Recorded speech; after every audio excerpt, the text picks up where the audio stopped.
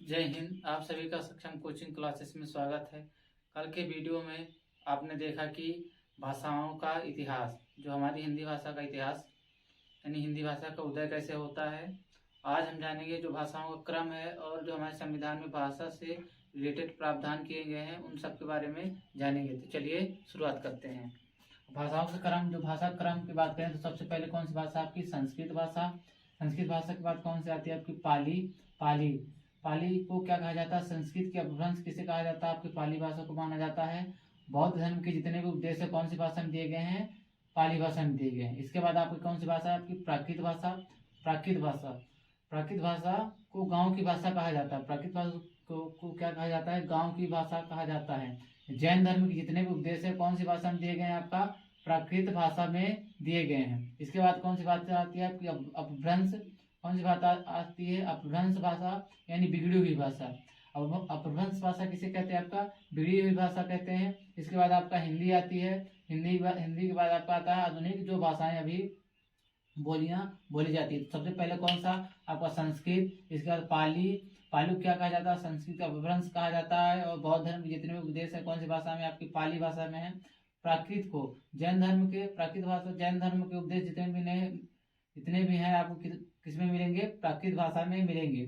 इसे गांव की भाषा कहते हैं। अपभ्रंश भाषा को क्या कहते हैं, बिगड़ी हुई भाषा कहते हैं।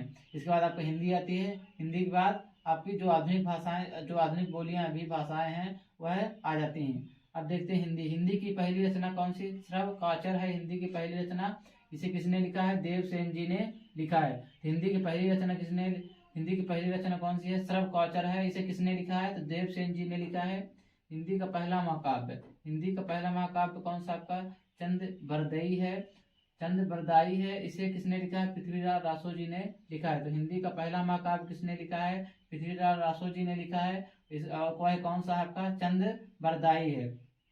अब देखते हैं खड़ी बोली कैसे बनी है आपकी। जो हम खड़ी बोली वर्तमान में बोलते हैं उसका विकास किसको कौन कौन सी भाषा को जोड़कर बनी है। हिंदी भाषा को, उर्दू, फारसी, अरबी मिश्रित भाषा को जोड़कर कौन सी भाषा बनी है आपकी, खड़ी बोली। सॉरी, कौन सी बोली बनी है आपकी, खड़ी बोली। जो हमारी खड़ी बोली है किसे, हिंदी को जोड़कर, उर्दू को जोड़कर, फारसी को जोड़कर, अरबी को मिश्रित भाषा को जोड़कर कौन सी बनी है आपकी, खड़ी बोली बनी है। खड़ी बोली की जनक किसे कहा जाता है, अमीर खुसरो जी को कहा जाता है। तो खड़ी बोली के जनक किसे कहा जाता है, तो अमीर खुसरो जी को कहा जाता है। सबसे पहले अमीर खुसरो जी ने किसमें प्रयोग किया था, तो पहेलियों में प्रयोग किया था खड़ी बोली का। खड़ी बोली का सबसे पहले प्रयोग अमीर खुसरो जी ने किसमें किया था, तो पहेलियों में किया था। खड़ी बोली के गद्य के रूप में सबसे पहले किसने प्रयोग किया, तो लल्लू लाल जी ने किया था। खड़ी बोली का गद्य रूप में प्रयोग सबसे पहले पहले किसने किया है, तो लल्लू लाल जी ने किया है। किसमें किया है, तो आपको प्रेम सागर में। खड़ी बोली का प्रथम महाकाव्य, खड़ी बोली का प्रथम महाकाव्य कौन सा आपका, प्रिय प्रवास है। इसे किसने लिखा है, अयोध्या सिंह उपाध्याय जी ने लिखा है। तो खड़ी बोली का प्रथम महाकाव्य किसने लिखा है आपका, प्रिय प्रवास है। और किसने लिखा है, अयोध्या सिंह उपाध्याय जी ने लिखा है। अब देखते हैं जो हमारी राजभाषा है उसको लेकर, उससे रिलेटेड जो आपके संविधान में प्रावधान दिए हैं। राजभाषा किसे कहते हैं, सरकारी कामकाज की भाषा को ही क्या कहते हैं, जो हम सरकारी काम में यूज करते हैं वह उसी भाषा को क्या कहते हैं, राजभाषा कहते हैं। भारतीय संविधान में प्रावधान, जो भाषा के रिलेटेड संविधान में प्रावधान है उन्हें जानेंगे। तो भाग 17 में कौन से भाषा के रिलेटेड कौन से आपका भाग 17 में दिया गया है, अनुसूची कौन सी है आपकी 8 है। अनुच्छेद 343 से 355 तक भाषा के बारे में दिया गया है। तो भाग कौन सा आपका 17 है, अनुसूची कौन सी है 8 है, अनुच्छेद कौन सा है 343 से 355। अभी इम्पोर्टेंट पॉइंट हो जाता है आपका, 14 सितंबर 1949 को गोपाल स्वामी अयंगर जी ने हिंदी को राजभाषा के रूप में प्रस्तुत किया। और 14 सितंबर 1949 को हिंदी को राजभाषा का दर्जा भी प्राप्त हो गया था। तो हिंदी को राजभाषा का दर्जा कब मिला था, तो आपको 14 सितंबर 1949 को हिंदी को राजभाषा का दर्जा प्राप्त हुआ था। अब देख लेते हैं प्रमुख अनुच्छेद हैं भाषा के बारे में, राजभाषा से रिलेटेड जो प्रमुख अनुच्छेद हैं उन्हें जानेंगे। जो अनुच्छेद के बारे में, राजभाषा के बारे में अनुच्छेद कौन सा अनुच्छेद तक दिया गया है, 343 से 355 तक।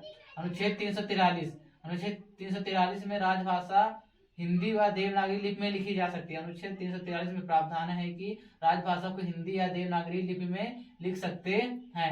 अनुच्छेद 344 में राजभाषा आयोग का गठन किया जाएगा। अनुच्छेद 344 में कौन क्या प्रावधान है आपका, राजभाषा आयोग का गठन किया जाएगा। अनुच्छेद 345 में 22 भाषाओं में से किसी एक भाषा को राजभाषा बना सकते हैं। अनुच्छेद 345 में क्या है, 22 भाषाओं में से किसी एक भाषा को राजभाषा बना सकते हैं। अनुच्छेद 343 में क्या प्रावधान है, राज्य व संघ के बीच भाषा वही होगी जो केंद्र सरकार की भाषा होगी। यानी राज्य व संघ के बीच वही भाषा होगी जो केंद्र की भाषा होगी। विशेष परिस्थिति में हम अंग्रेजी का यूज कर सकते हैं। विशेष परिस्थिति में हम क्या है, अंग्रेजी भाषा का यूज कर सकते हैं। अनुच्छेद 343 किसी अन्य भाषा को राष्ट्रपति अनुसूची 8 में स्थान दे सकते हैं। अनुच्छेद 347 आपके लिए इंपोर्टेंट हो सकता है। अनुच्छेद 347 में क्या है आपका, किसी अन्य भाषा को राष्ट्रपति अनुच्छेद 8 में स्थान दे सकते हैं। अनुच्छेद 348 में क्या है, उच्च न्यायालय, उच्चतम न्यायालय, संसद व विधेयक के प्रावधानों में अंग्रेजी भाषा का प्रयोग, विधेयक के प्रावधानों से अंग्रेजी भाषा प्रयोग में लाई जा सकती है। उच्च न्यायालय, उच्चतम न्यायालय, संसद व विधेयक के प्रयोग में अंग्रेजी भाषा क्या है, लाई जा सकती है।